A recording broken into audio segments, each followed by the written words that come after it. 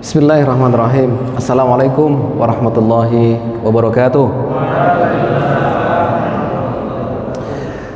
Alhamdulillahirabbil alamin. Allahumma shalli ala Muhammadin wa ala alihi wa ashabi ajmain. Qala Allahu ta'ala fi kitabil karim, a'udzubillahi minasyaitonir rajim.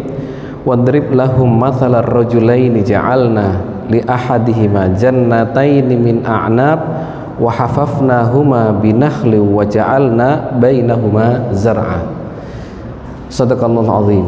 Jamaah salat subuh yang dicintai Allah, kita bersyukur bahwa Allah masih memberi kesempatan kita untuk tetap beribadah. Kita bisa bersujud kepada Allah. Keindahan hidup yang paling indah adalah indahnya kita saat bersujud kepada Allah Subhanahu wa ta'ala. Tidak terasa bahwa kita sudah berganti tahun ya. Jadi 1 tahun ini sudah seakan-akan 1 bulan ya. 1 bulan itu seakan-akan hanya 1 pekan. 1 pekan itu seperti 1 hari. 1 hari seperti hanya 1 jam ya Pak sekalian. Betapa hidup kita begitu sangat cepat. Tiba-tiba sudah 70 tahun ya, 60 tahun dan sebagainya.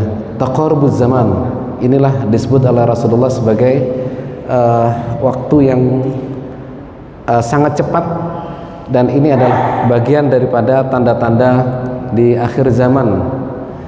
Jemaah sekalian, kita lanjutkan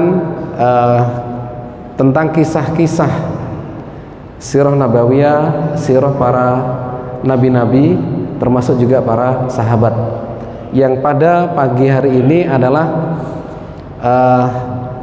cerita yang Allah sampaikan di dalam surat Al-Kahfi ayat 32. Ini tentang Bani Israel, yang dulu juga Bani Israel, Palestina, Yahudi. Nah, hari ini juga sama, tentang Bani Israel. Nabinya adalah Nabi Musa alaihissalam. Mengapa kita bicarakan? Karena ada di dalam Al-Quran. Yang kedua adalah kisah Nabi Musa ini sangat banyak, ini luar biasa. Anda klik Musa alaihissalam, Al-Quran itu ada 131 kali nama itu muncul. 131 muncul nama Musa. Muhammad muncul di Al-Quran 4 kali. Isa alaihissalam muncul di Al-Quran 25 kali gitu. Itu artinya bahwa nabi yang terbanyak Allah ceritakan di Al-Quran adalah Nabi Musa alaihissalam. Kalau Bani terbanyak Bani Israel, dan ini adalah bagian daripada Bani Israel. Kaitannya dengan sirah nabawiyah adalah bahwa saat Rasulullah berada di kota Mekah, waktu itu dakwah kepada orang-orang Quraisy. Orang-orang Quraisy itu macam-macam, ada yang pejabat, ada yang pengusaha gitu ya. Ada juga yang budak-budak, ada yang orang biasa dan sebagainya. Pas Rasulullah ketika itu ketemu dengan beberapa pengusaha ya, ngajak mereka untuk masuk Islam, untuk menerima dakwah tauhid pada mereka. Komentar mereka mengatakan bahwa, ya Muhammad, wahai Muhammad, saya mau masuk Islam, tapi orang-orang ini ya tolonglah jangan bersama kita. Siapa? Ya mereka-mereka yang lemah ya, jadi mereka berharap bahwa dia mau masuk Islam, tetapi orang-orang ini jangan ikut komunitas. Nah gitu Pak ya. Siapa itu di antara orang-orang lemah? Khabbab, ada Bilal, ada lagi Ammar bin Yasir dan sebagainya. Jadi mereka minta masuk Islam, tetapi nggak mau berbaur dengan komunitas orang-orang bawah, orang-orang yang ekonominya lemah. Nah, ini mungkin ada ya, mungkin terjadi di era-era di zaman kita sekarang ini, maunya dengan komunitas sendiri, tetapi tidak mau turun ke bawah. Ya mungkin logikanya kurang cerdas kalau menurut saya gitu ya. Padahal kalau orang-orang itu mau turun ke bawah, bertemu dengan orang-orang yang tidak punya, itu akan muncul rasa syukur kita jamaah sekalian. Mereka itu nggak punya mobil kita di rumah ada sekian, kan begitu Pak ya? Mestinya disyukuri itu. Kita bertamu ketemu dengan orang-orang yang tidak punya motor aja, nggak punya, hanya punya sepeda ontel gitu ya. Sementara kita di rumah ada motor, berapa jumlahnya motor di rumah kita itu? Ada yang 5 gitu Pak ya. Masing-masing anak dapat motor 1 kan gitu. Ya Allah, mereka kurang cerdas aja itu. Allah ceritakan di Al-Quran. Nah ini kisah surat Al-Kahfi. Jadi pada saat mereka mengatakan itu kepada Rasulullah, maka turunlah ayat ini jamaah sekalian. A'udzubillahi minasyaitonirrajim. Wadrib lahum mathalar rajulaini ja'alna li ahadihima jannataini min a'nab wa hafafnahuma binakhlin wa ja'alna bainahuma zar'a. Jadi ini kisah tentang pemilik 2 kebun. Saya nggak boleh kampanye nih ya. Oke, jadi 2 kebun ya. Gitu. Pemilik 2 kebun yang celaka. Dalam surat Al-Kahfi ayat 32 disebutkan bahwa 2 orang yang di situ diceritakan, satu yang pemilik kebun, yang satu lagi adalah miskin, punya kebun tapi tidak sebaik yang pertama. Ya. Yang pertama bernama Yahuza, ini nama-nama Bani Israel ya. Dan satu lagi adalah Kotarus.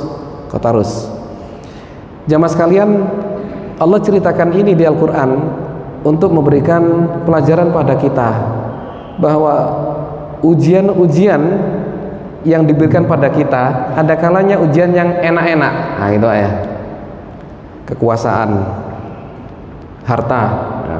Termasuk 2 kebun.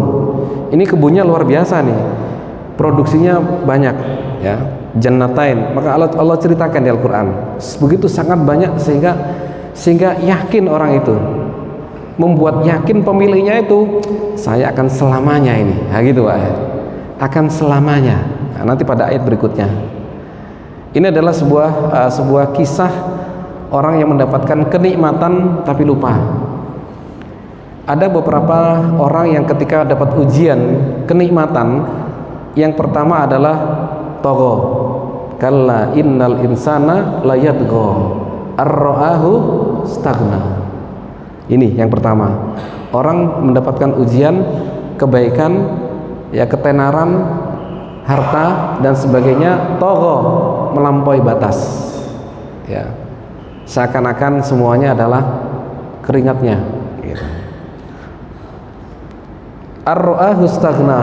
Dia merasa tidak butuh orang lain, nggak butuh dukungan umat Islam, nah gitu ya, nggak perlu dukungan siapapun, merasa didukung oleh ya usaha-usaha kerasnya, gitu, didukung oleh orang-orang yang lebih kuat daripada orang-orang itu, bahkan tidak butuh dukungan keluarga, gitu.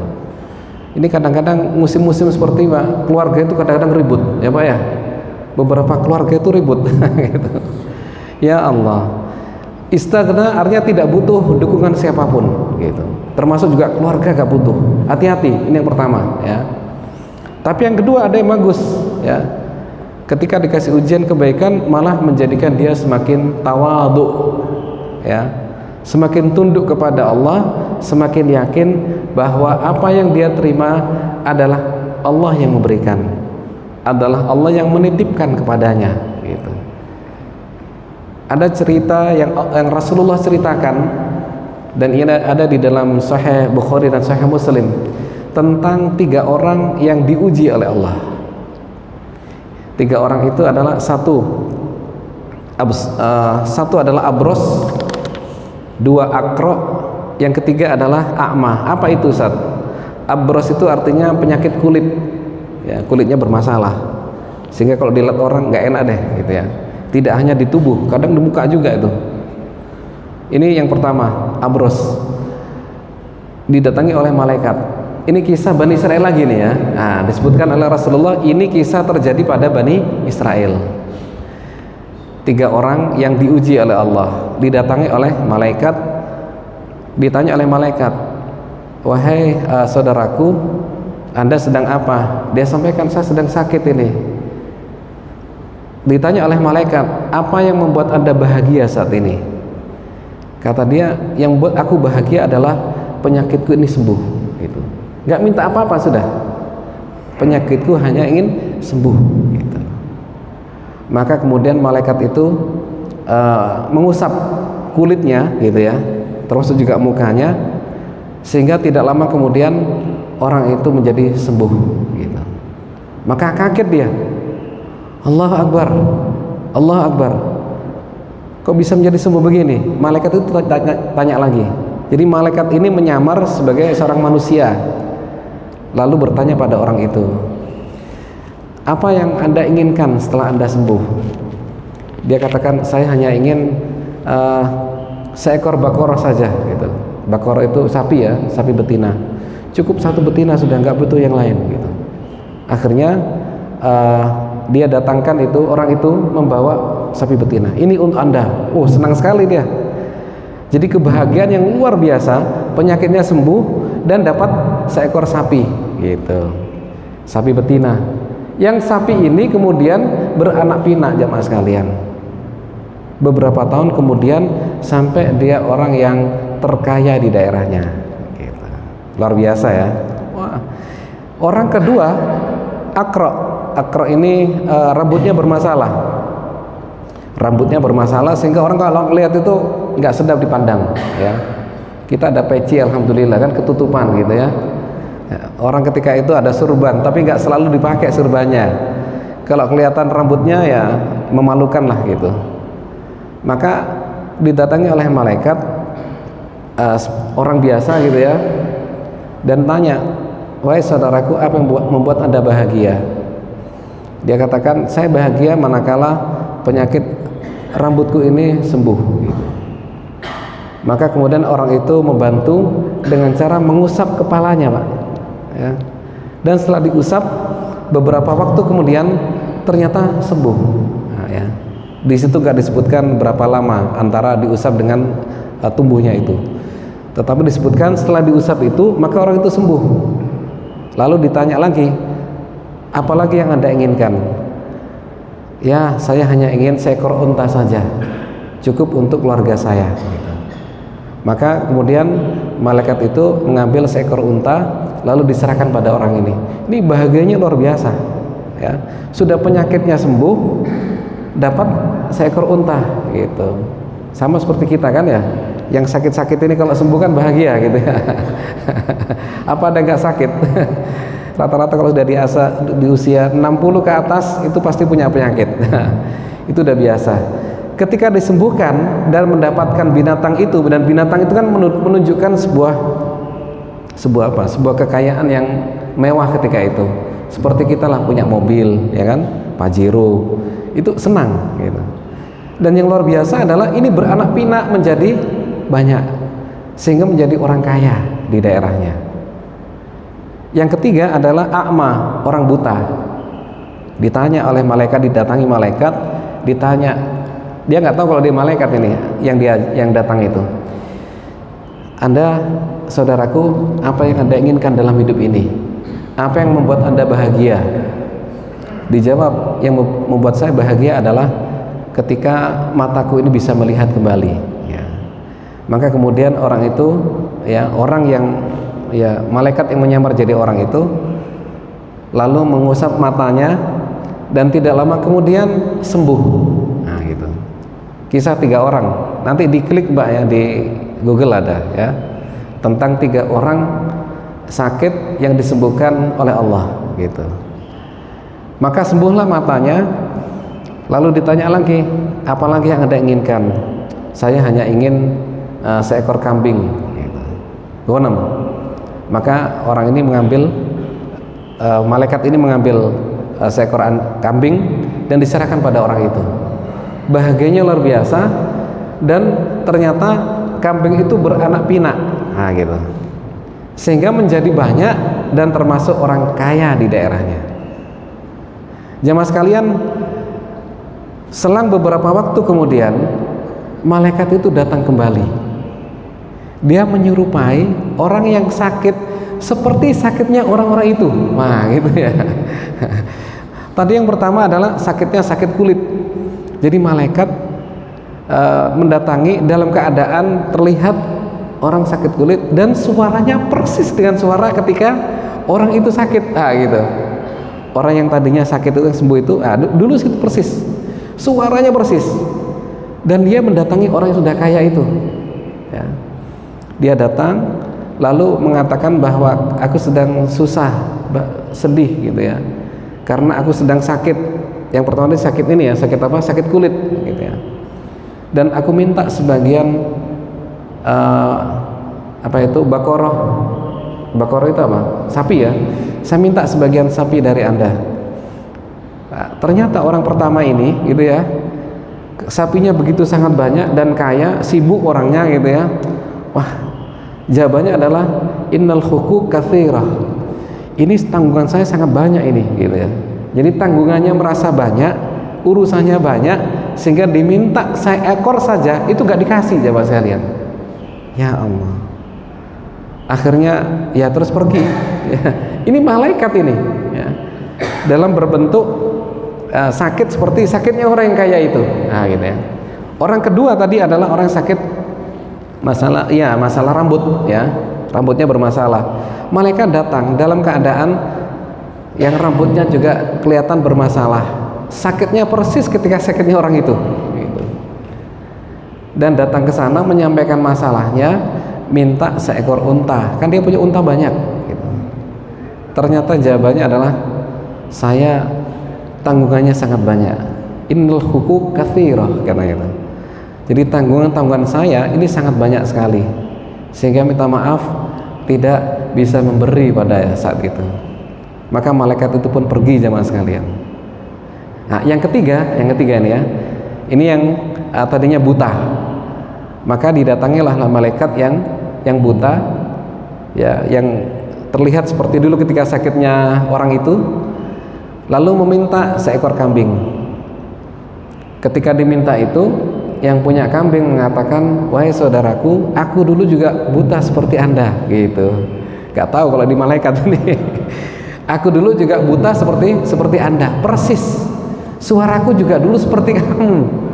Ya, melas gitu ya, suara melas ya. Melas. Karena itulah maka Anda butuh berapa kambing? Kalau Anda butuh sekian kambing, silakan ambil gitu. Berapapun Anda butuhkan, silakan ambil. Luar biasa nih. Orang yang ketiga ini luar biasa. Dia merasa dulunya sama seperti orang yang buta itu, dan dia siap memberikan berapapun kambing yang diminta jemaah sekalian. Ya Allah. Ya, akhirnya Pak malaikat itu ngaku, wahai saudaraku, sesungguhnya aku adalah malaikat. Nah gitu. Itu cerita di hadisnya begitu. Saya datang sebenarnya adalah untuk menguji Anda. Dan Anda bersyukurlah Anda menjadi orang yang baik. Nah gitu.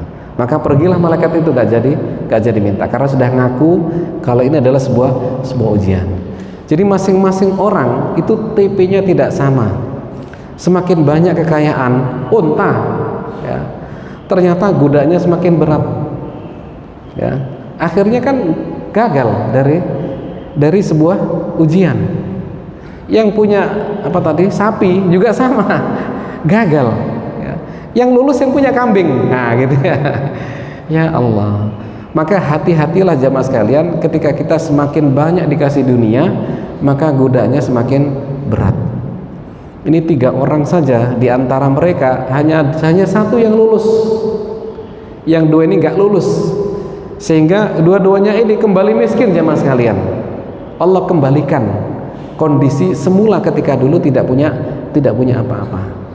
Ya Allah, masalah muslimin rahimakumullah. Teringat kisah tentang tadi gak punya rambut ini. Rasulullah juga dulu pernah mengalami. Rasulullah pernah didatangi oleh ibu ya, membawa anak kecil yang punya masalah dengan rambutnya. Maka kemudian Rasulullah mengusap kepalanya itu, yang tidak lama kemudian akhirnya rambutnya kembali normal dan bagus gitu. Dan ini kemudian menjadi buah bibir di kota Madinah ya. Lalu kemudian ada sebuah kaum yang di sana sumurnya itu tidak ada airnya. Mereka datang pada Rasulullah, "Ya Rasulullah, kami punya sumur tapi airnya nggak ada gitu. Mohon Anda bisa bantu kami untuk bisa memberikan air di sumur kami. Kami sudah dengar tentang cerita yang sudah jadi buah bibir kan itu ya. Anda orang yang bisa membantu siapapun." Maka Rasulullah datang ke tempat itu lalu berdoa kepada Allah. Maka tidak lama kemudian airnya itu menjadi sumur itu menjadi banyak airnya gitu. Maka menjadi sebuah cerita yang cukup viral di Madinah gitu ya.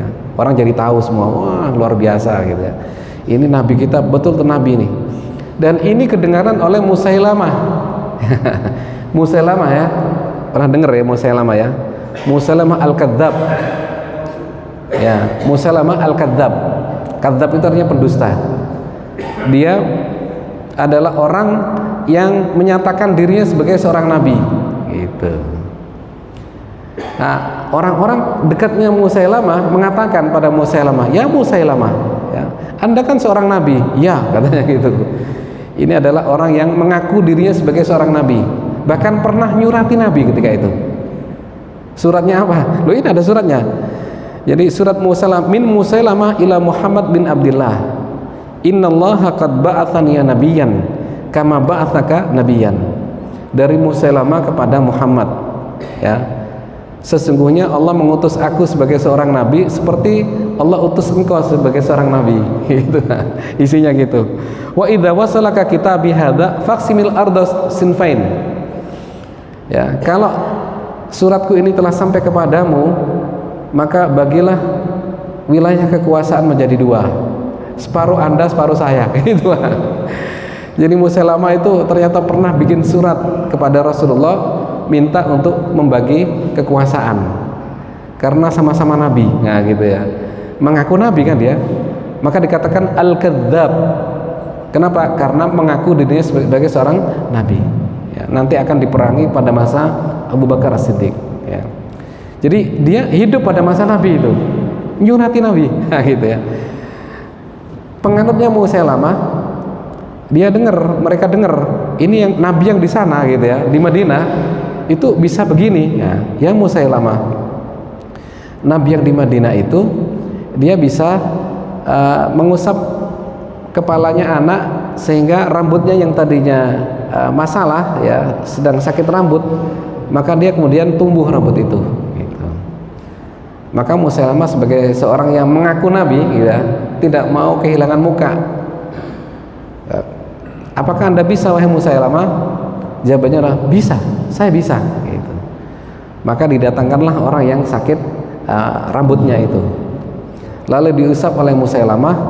Setelah diusap beberapa waktu kemudian ternyata justru rambutnya rontok gitu, habis. Dan diceritakan dalam riwayat itu sampai anak keturunannya itu juga rontok rambutnya Pak. Nah, gitu, gara-gara Musailamah. Gara-gara Musailamah jadi rontok habis ya, dan sakit ya. Lalu kemudian beberapa jamaahnya Musailamah ya, itu juga mengatakan pada Musailamah, "Ya Musailamah, nabi yang di Madinah itu bisa memberikan air ketika sumur itu tidak ada airnya gitu." Maka Musailamah juga mengatakan, "Iya, saya juga bisa ya. Ada apa? Itu sumur di sana itu tidak ada airnya, tolong didoakan agar mendapatkan air gitu." Maka Musailamah datang ke sana jamaah sekalian dan berdoa agar sumur itu diisi air yang banyak. Ternyata betul airnya muncul, tapi airnya itu sangat keruh dan bau, dan baunya seperti bau air kencingnya himar gitu, sehingga orang nggak ada yang mau, bau seperti air kencingnya himar gitu ya. Itulah jemaah sekalian Musailamah Al-Kadzab ya, Al-Kadzab, ada sebutan Al-Kadzab. Masyaallah muslimin rahimakumullah. Tadi suratnya suratnya Musailamah kepada Nabi dibalas oleh Rasulullah ya. Innal arda lillah yurithuha may yasha min ibadihi wal aqibatu lil muttaqin. Bumi ini milik Allah dan Allah serahkan kepada siapapun yang dikehendaki oleh Allah. Wal aqibatu lil muttaqin, dan kebaikan-kebaikan itu Allah berikan kepada orang-orang yang bertakwa. Itu jawaban surat Nabi kepada Musailamah Al-Kadzdzab, ya. Ma'asyiral muslimin rahimakumullah. Kembali kepada bab yang memiliki dua kebun tadi, Pak, ya. Surat Al-Kahfi ayat 32. Wadrib lahu mathalan, ya Muhammad, ceritakan pada orang Quraisy itu tentang dua orang yang satu memiliki dua kebun, ya.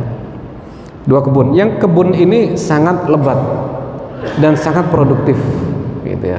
Surat Al-Kahfi 32 sampai 42.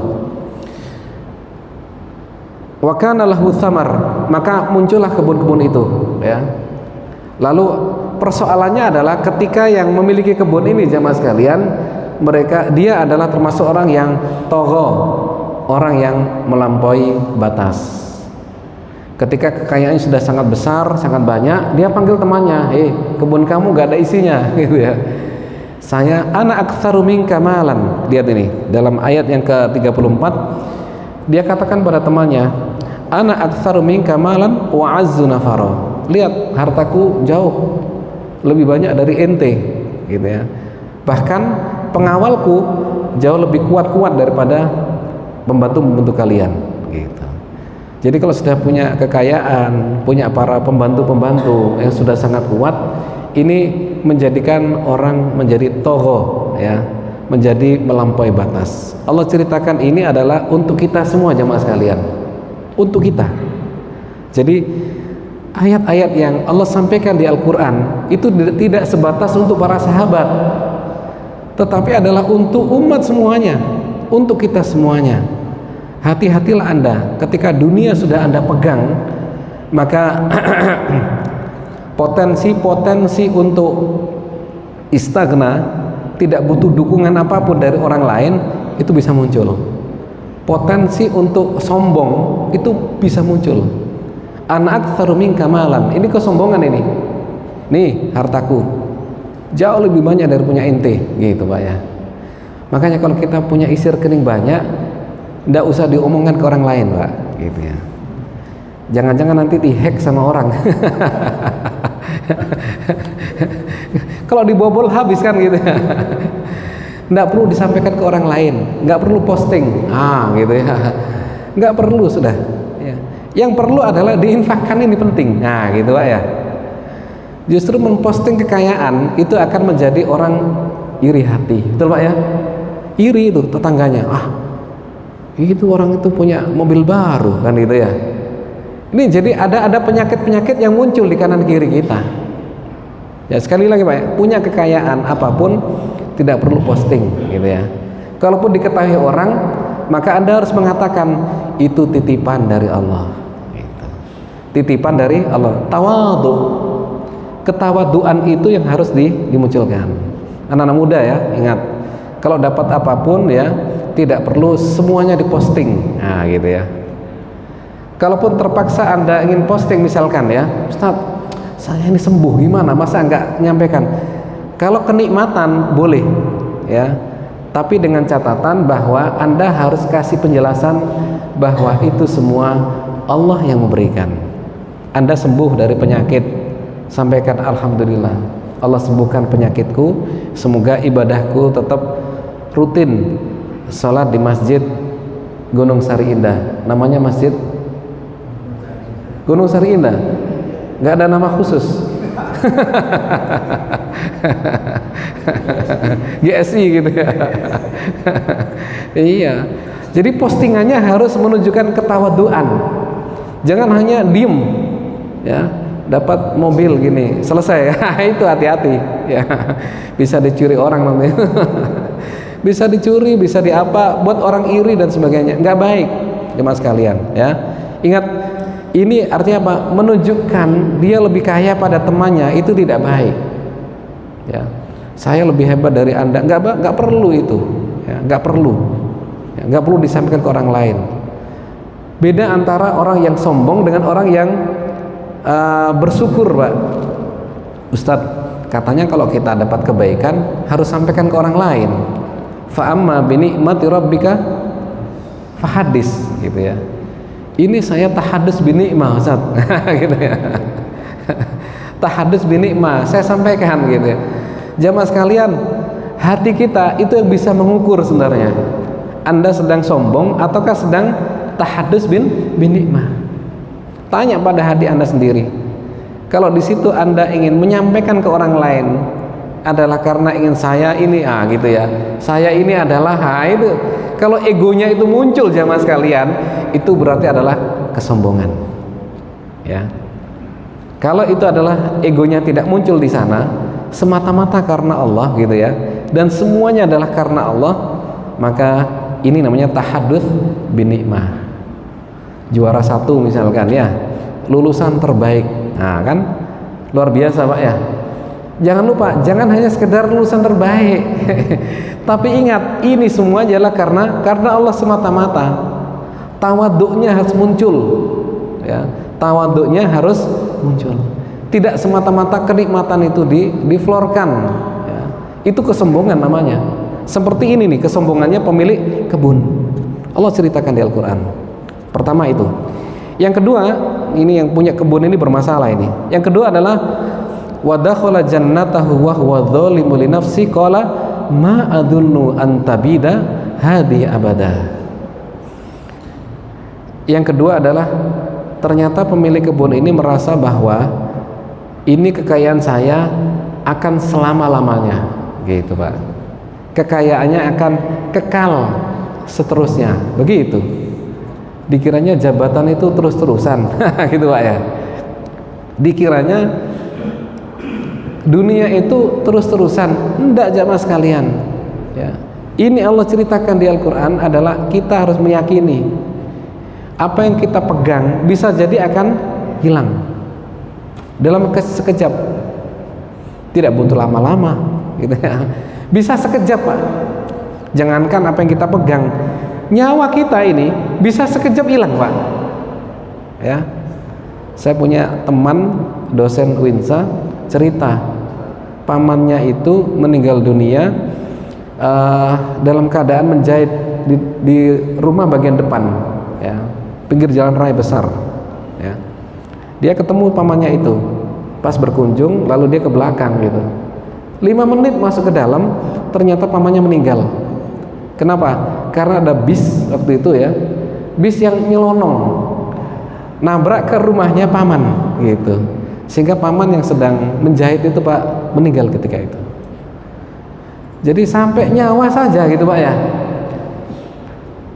Padahal nggak salah kan ya, tukang jahitnya kan tidak salah, Allah ambil ketika itu tiba-tiba.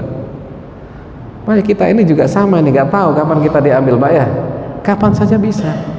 Naik mobil tiba-tiba terjungkal kan bisa aja Pak ya, nggak tahu kita ini Pak. Nggak boleh sombong, tidak boleh sombong. Nyawa kita bisa kapan saja diambil oleh Allah. Ya Allah. Jadi apa yang kita pegang selama ini adalah sebuah titipan yang bisa jadi suatu ketika diambil oleh Allah ya. Maka tidak boleh ada kesombongan. Ustadz dia tuh sombong Ustadz, tapi kok tetap kaya Ustadz gitu ya. Ya Allah, Al-Quran mengatakan innama numli lahum liyazdadu ithma. Jadi kami tangguhkan innama numli lahum liyazdadu ithma, agar bertambahlah dosa-dosanya gitu. Jadi kalau dibiarkan oleh Allah dalam kemaksiatan, itu tandanya Allah membiarkan dia dosanya semakin bertambah. Jangan ngiri gitu loh. Orang dosanya bertambah kok ngiri, jangan. Dia sombong, kaya terus, gak turun-turun. Iya, dosanya terus numpuk itu gitu. Nanti suatu ketika gitu ya, suatu ketika kita tidak tahu, pasti akan ada jatuhnya. Karena siang itu nggak selamanya siang jamaah sekalian. Siang itu ada batasnya, betul kan? Ada batasnya, nanti masuk malam gitu. Jadi kondisi terang gitu ya, ini kan sudah mau pagi nih kan ya, nah pagi, nanti siang, setelah siang itu selalu akan masuk ke malam gitu. Ada masa-masa kita itu tidak punya jabatan, ada masa-masa kita itu ya habislah semua yang kita miliki kan begitu Pak ya, sudah terpakai ini dan sebagainya udah gitu. Tapi nanti suatu ketika ada siang lagi Pak, nah gitu. Jadi siang malam itu adalah sudah sunnatullah jamaah sekalian. Jangan berharap siang terus, nggak akan itu. Dan jangan berharap malam terus, gitu ya. Atau jangan menyangka dunia malam terus, enggak. Kalau kita lagi susah, jangan takut ya bahwa dunia akan selalu malam, enggak. Ada masa-masanya masuk pagi. Gitu. Semakin malam itu maka semakin mendekati pagi jamaah sekalian. Maka seorang muslim itu luar biasa. Ketika dikasih ujian jamaah sekalian, nggak pernah takut sama sekali. Ya. Diserbu oleh Israel gitu ya. Orang-orang Hamas itu nggak takut itu. Mereka itu sudah siap. Itu kan kasus mulai Oktober kemarin kan ya. Bulan September gitu ya. Perdana Menteri Palestina ya, mengunjungi sebuah negara dan di situ ketemu dengan seorang guru saya. Nah, guru saya kebetulan doktor dan memang sudah keliling-keliling dunia gitu ya. Ketemu dia mengatakan bahwa kami sudah siap menghadapi Israel gitu. Siap menghadapi Israel, sudah dipersiapkan semuanya.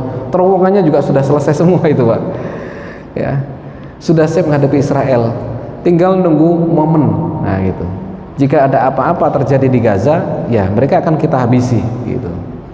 1 bulan sebelum kejadian itu pertama kali itu. Gitu, Pak. Jadi luar biasa, tidak ada rasa takut jamaah sekalian. Karena apa? Karena semuanya adalah hanya Allah yang memberikan kekuatan pada kita semuanya. Gitu. Info terakhir adalah bahwa kekuatan yang dikeluarkan oleh tentara Hamas itu baru 20%. Ya. Tadinya saya baca di beberapa media ya kalau benar gitu ya. Tapi ternyata saya ketemu dengan sang guru, yang guru ini ketemu dengan langsung Perdana Menterinya. Dan mengatakan memang iya. Baru 20% kekuatan yang dikeluarkan. Masih ada 80% kekuatan untuk menghadapi Israel. Gitu. Waduh. Israel itu penakut gitu ya. Israel itu penakut jemaah sekalian. Dari dulu Bani Israel itu penakut. Ya, ketika disuruh masuk ke Palestina, mereka kan nggak mau. Ya Musa, ya, inna fiha qauman jabbarin. Di dalam Palestina itu banyak orang yang kuat-kuat, orang perkasa-perkasa, gitu ya. Jadi innal lanadkhulaha hatta yakhruju minha. Kami tidak mau masuk sampai mereka harus keluar, gitu, Pak. Al-Quran itu mengatakan, ya. Jadi mereka itu penakut. Padahal disuruh masuk aja, padahal kan gitu. Gak mau mereka itu. Ya Allah. Penakut dengan orang yang lebih kuat jemaah sekalian. Sampai sekarang, sampai sekarang ya, mereka itu takut kepada kita manakala kita itu menjadi orang yang baik, Islamnya baik. Mas Muslimin rahimakumullah. Penyakit kedua yang punya kebun ini ya adalah ma'adunu antabidaha di abadah. Ya, menurut saya bahwa ini semua adalah akan selama-lamanya, begitu, Pak. Tidak akan hancur, tidak akan jatuh, gitu.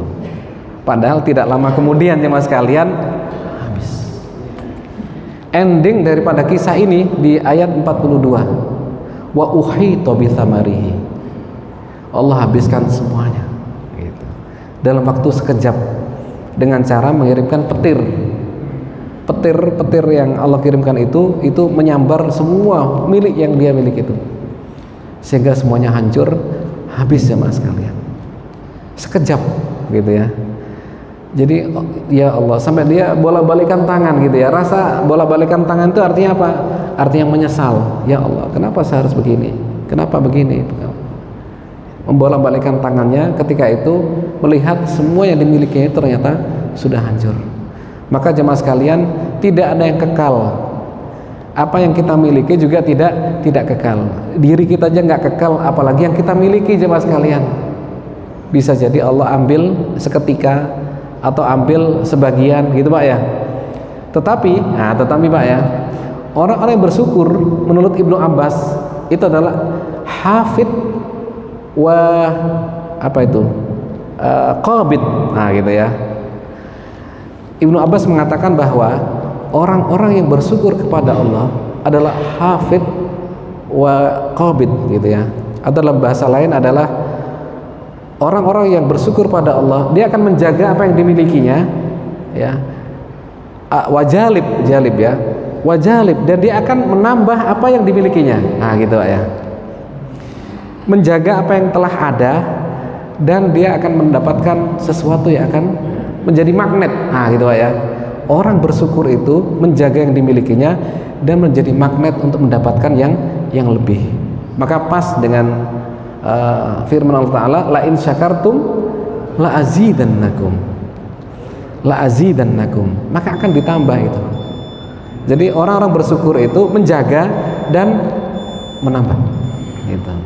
Maka jemaah sekalian, mari saya mengajak pada semuanya banyak-banyak bersyukur. Justru syukur itulah yang akan menambah kita semuanya. Yang ketiga, persoalan yang punya terakhir ya, yang punya kebun ini jemaah sekalian, wa ma adzunnu sa'ata qa'imah. Dia meyakini bahwasanya kiamat itu nggak akan terjadi. Gitu, Pak. Kiamat itu tidak akan terjadi, gitu. Ya. Wa ma adzunnu as-sa'ata qa'imah. Saya menyangka bahwa kiamat tidaklah pada saya, gitu. Kalau orang lain oke lah, kalau saya enggak, gitu. Ini sebuah kesombongan jemaah sekalian. Tidak akan terjadi kiamat pada dirinya. Ini kesombongan. Usahanya tidak akan runtuh, itu kesombongan. Ya. Usahanya, maka pengusaha-pengusaha ini hati-hati, ya. Anda itu menjadi orang yang melejit karena Allah. Dan nanti suatu ketika juga ada masalah, Allah yang memberikan. Ya. Jadi siapa yang tahu, kita Anda punya dagang, ternyata waduh melimpahkan begitu Pak ya. Apalagi era-era digital ini kan, banyak anak-anak muda-muda itu Pak buka usaha online, langsung luar biasa ya. Pembelinya luar biasa banyak. Anak-anak sekarang ini masih muda-muda itu sudah rekeningnya, waduh sudah kalah. Pegawai-pegawai ini ASN kalah kan gitu. Melejit ya, isirkan melejit. Itu Allah yang ngasih gitu. Mereka datang, Allah yang ngasih. Yang mendatangkan para pelanggan Allah, bukan siapa-siapa ya. Yang mendatangkan para pelanggan kepada usaha-usaha kita Allah. Yang suatu ketika bisa jadi akan Allah hilangkan para pelanggan itu. Kalau hilang pelanggannya, habis usaha kita Pak, gitu ya. Jadi semuanya adalah karena Allah semata-mata. Allah yang mendatangkan kita semua di sini jamaah sekalian. Orang Mekah itu orang yang paling banyak bersyukur Pak. Kenapa? Pelanggannya datang terus, gitu ya. Pelanggan hotel maksudnya ya. Kan datang sewa hotel, datang lagi sewa hotel. Itu karena siapa? Karena Allah. Coba kalau Mekah, kalau Ka'bah itu nggak ada mereka itu. Jadi hotel-hotel di Mekah itu ada karena ada Ka'bah, karena ada Masjidil Haram gitu. Makanya mereka itu tawadhunya luar biasa gitu. Tawadhunya luar biasa. Karena mereka itu ada punya usaha besar, adalah barokah dari itu.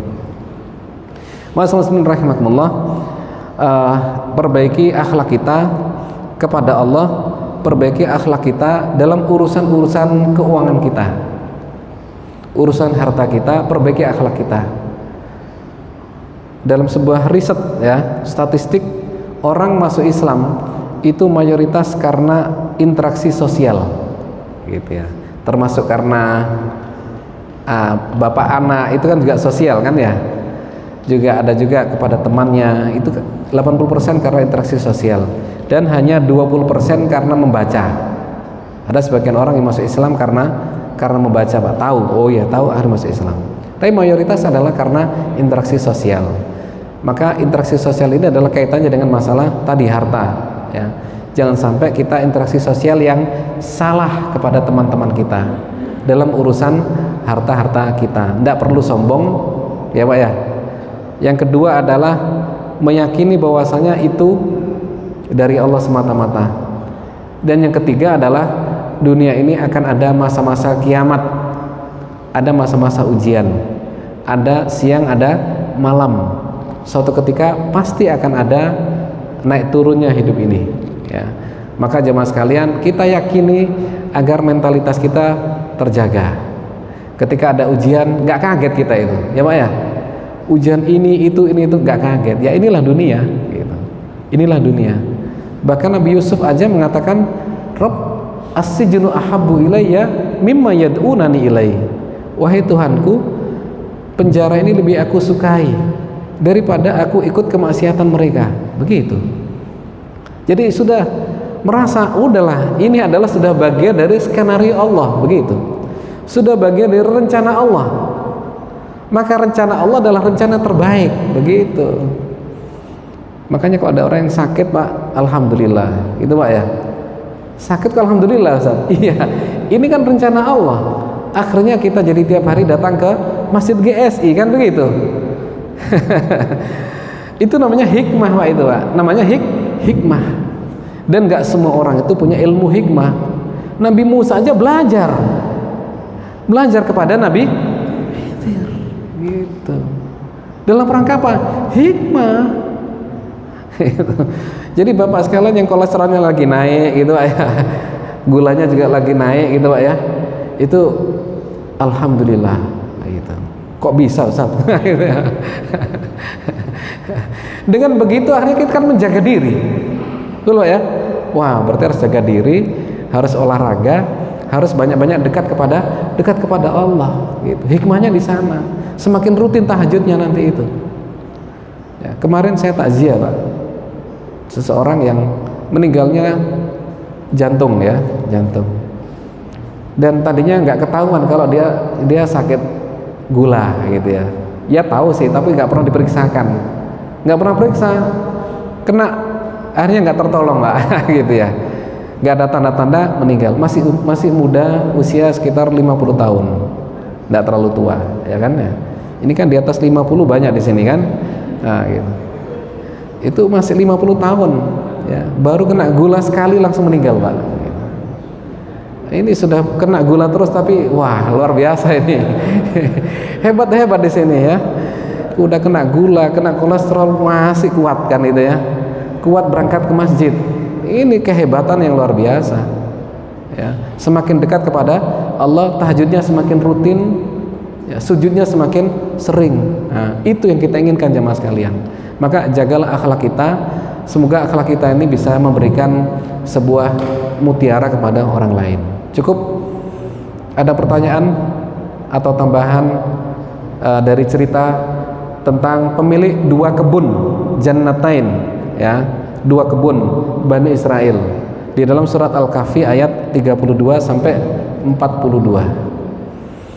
Kita tutup dengan doa. A'udzubillahi minasyaitonir rajim. Bismillahirrahmanirrahim. Allahumma shalli ala Muhammadin wa ala ali ajma'in. Rabbana dzalamna anfusana wa illam taghfir lana wa tarhamna lanakunal khasirin. Rabbana la tu'akhidna in nasina akhtana. Rabbana wa la tahmil alaina isran kama hamaltahu 'alal ladzina min qablina. Rabbana wa la tuhammilna ma la taqata lana bih. Wa'fu 'anna waghfir lana warhamna anta maulana fansurna 'alal qaumil kafirin. Rabbana atina fid dunya hasanah wa fil akhirati hasanah wa qina adzabannar. Subhana rabbika rabbil izzati amma yasifun wa salamun salin walhamdulillahirabbil alamin. Assalamualaikum warahmatullahi wabarakatuh.